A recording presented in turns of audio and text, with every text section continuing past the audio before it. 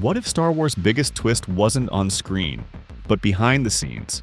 In 2014, one decision split the galaxy into Legends and Canon, igniting a debate that still divides fans. It wasn't a betrayal, it was a structural reset. And to understand why it happened, you have to look at how Star Wars was never as unified as it seemed. When Star Wars was a narrative Wild West. For decades after Return of the Jedi released in 1983, Star Wars didn't stop. It expanded. Novels, comics, video games, and reference books explored what happened after the Empire fell, who Luke became, how the galaxy rebuilt itself, and what new threats emerged from the shadows. This massive body of work became known as the Expanded Universe, or EU. The EU wasn't random fan fiction. It was officially licensed, carefully marketed, and deeply loved. Writers coordinated with Lucasfilm, timelines were created, and continuity guides attempted to keep everything aligned. For many fans, this was Star Wars. The post-Return of the Jedi future felt settled. Luke rebuilt the Jedi. Leia became a political leader. The galaxy moved forward. But there was a quiet truth beneath it all. George Lucas never considered most of the expanded universe to be part of his personal Star Wars canon. His films, and later the Clone Wars, were always the highest level of authority. If something in the EU conflicted with his vision, the EU would lose. That tension sat dormant for years. Then new movies entered the picture. The day Star Wars split in two. On April 25, 2014, Lucasfilm made one of the most consequential announcements in the history of the franchise. In a single statement, the company officially declared that the vast majority of Star Wars stories published outside the films, long known as the Expanded Universe, would be rebranded under a new label, Legends. At the same time, Lucasfilm announced that all future Star Wars storytelling would move forward under a single unified continuity known as Canon, supervised by a centralized story group. This moment quietly but permanently divided Star Wars into two parallel histories. The decision was not hidden in fine print or slipped out as an afterthought. It was deliberate, public, and clearly explained. Lucasfilm stated openly that upcoming films, beginning with Episode 7, would not continue the post-Return of the Jedi storyline established in the expanded universe. Instead, filmmakers needed creative freedom to tell new stories without being constrained by decades of pre-existing novels, comics, and games. The goal was not to erase the EU, but to remove its authority over future films. In simple terms, the old continuity was not destroyed, it was reclassified. And that distinction matters far more than many fans initially realized. What canon actually means and what it doesn't. Canon is often misunderstood as a stamp of superiority, but it was never meant to be that. Canon is not a declaration that certain stories are better written, more meaningful, or more emotionally valid. It is a statement of continuity authority. When Lucasfilm labels something canon, they are saying that this is the official version of events moving forward, the timeline that all future stories must align with. After the reset, films, live-action series, animated shows, novels, comics, and even video games were all designed to exist within the same narrative universe. This marked a major structural shift for the franchise. Previously, books existed in one lane, films in another, and games often operated in their own space with minimal long-term consequences. Under canon, those walls were removed. Characters introduced in novels could appear in television series. Events in animated shows could influence live-action storytelling. Major plot developments could ripple across multiple formats. The guiding rule became simple but strict. Nothing is supposed to contradict anything else. As a result, canon became a single, carefully managed timeline. It is tightly controlled, internally consistent, and built for long-term expansion across platforms. That cohesion gives canon its strength, but it also explains why it sometimes feels more restrained than the older expanded universe, what Legends really is, and why it still matters. Legends is not a trash bin. It is not fake Star Wars.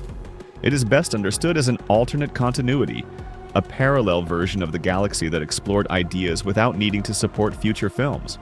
Lucasfilm made it clear that Legends stories would remain in print and continue to be celebrated. More importantly, they described Legends as a creative resource.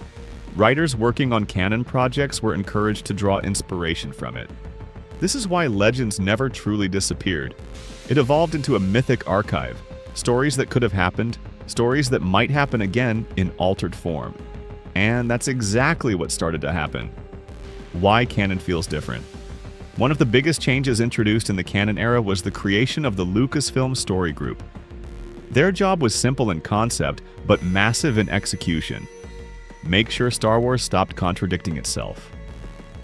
Before the reset, contradictions were common. A character could die in a comic and appear alive in a novel set later. Games introduced galaxy-shaking events that films never acknowledged. The universe expanded, but coherence suffered. The story group exists to prevent that. Every major story now passes through continuity oversight. That's why canon feels more interconnected, and sometimes more restrained. Freedom was traded for consistency.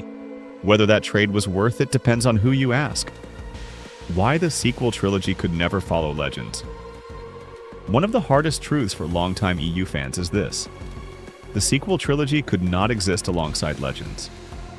Legends had already told a complete post-Return of the Jedi saga. The political structure of the galaxy, the fate of the Empire, the role of the Jedi, and the next generation of heroes were all firmly established. To follow Legends would have meant adapting decades of novels, or being locked into them. Lucasfilm chose a different path. The sequel trilogy needed narrative flexibility. It needed to surprise audiences who hadn't read 40 novels. It needed room to fail, reset, and rebuild within its own framework. That choice came with consequences, but it wasn't arbitrary. It was structural. How Legends comes back. If you want proof that Legends was never abandoned, look no further than Thrawn. Originally created in the early 1990s for Legends novels, Thrawn became one of the most beloved villains in Star Wars history. Instead of ignoring him, Lucasfilm reintroduced him into canon through animated television, then rebuilt his backstory with new novels written by his original creator. This wasn't a copy-paste job. Canon Thrawn is similar but not identical. His role, timeline, and context were adjusted to fit the new continuity. Legends didn't return unchanged, it was translated. This pattern has repeated again and again. Names, ideas, planets, and concepts from Legends reappear in canon, reshaped to serve new stories. Why fans still argue about what's real. The real conflict between Legends and canon isn't about facts, it's about emotional investment. For many fans, Legends wasn't optional reading, it was their Star Wars. They grew up with those stories, they followed those characters for years. When the reset happened, it felt like being told a personal history no longer counted. Canon fans, on the other hand, often value cohesion. They prefer a universe where everything fits together cleanly, where watching a series doesn't require reading 10 novels for context. Neither side is wrong. They're just valuing different things. The truth most people miss. Here is the most important fact that gets lost in the debate. Star Wars has always been a myth before it was a timeline. Even George Lucas treated Star Wars as a modern mythology. Stories that change depending on the teller, the era, and the purpose. Legends represents the sprawling mythic tradition. Canon represents the official historical record. One isn't replacing the other. They serve different functions. What really happened without the drama? Nothing was deleted, nothing was forbidden, no stories were burned. Lucasfilm reorganized Star Wars storytelling so future projects could move forward without collapsing under the weight of their own history. Legends became a parallel continuity and a creative foundation. Canon became the official path forward. That's it. Not a conspiracy, not an attack on fans, not the death of imagination. Just a galaxy choosing a new hyperspace route, while keeping the old star maps intact. If this helped you understand Legends versus canon a little better, there's plenty more Star Wars lore to uncover. If you want to be smarter every day, like and subscribe, and I'll see you in the next one.